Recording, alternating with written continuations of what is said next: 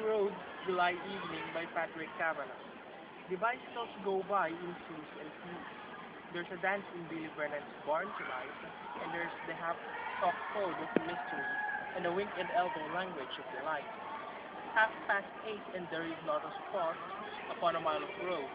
No shadow thrown that might turn out a man or woman. Not a footfall tapping secrecy so. I have what every poet hates in spite of all the solemn talk of contemplation.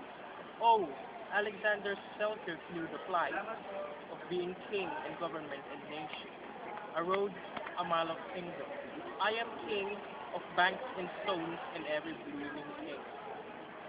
Okay, so for my interpretation of the piece is entitled Iniskin Road because Iniskin is a place in Ireland, a village in a parish where Patrick Kavanagh grew up. So the poem is concerned with the poet-layman or poet-peasant complex and the loneliness and isolation of the poet in society.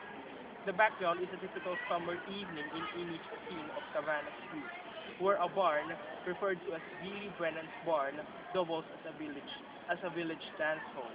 Kavanagh is portrayed as a detached or isolated spectator watching his peers go to a dance. In lines 3 and 4, Kavanagh identifies not just a physical but an intellectual divide between Kavanagh and the people of Philistine as he says that the half-talk code of mysteries and the wink and elbows language of delight is suggestive of a language and a means of interaction that is foreign to the poet. In the second stanza, the background scene remains the same, but only Kavanagh remains. All his peers have left. From this we learn that he is not attending the dance, that he is alone with the inanimate backdrop, the road and the stone. According to another online source of mine, the commonly held belief is that poets choose to be aloof from society.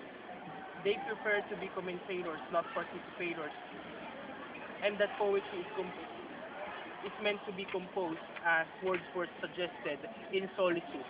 But Kavanagh contradicts the notion, claiming that poets hate the loneliness and isolation that they undergo.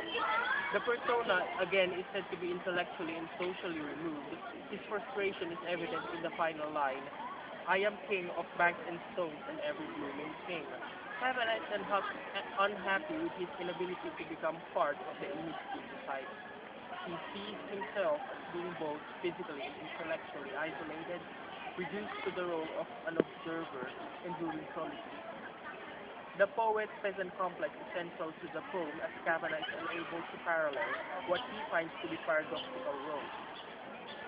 Okay, so another source tells me this poem is actually concerned with the homosexual heterosexual complex present in our society, as it depicts how a person observes from a distance a society that regards him as an outcast, with him unable to engage in the things members of the majority group cannot really indulge themselves in.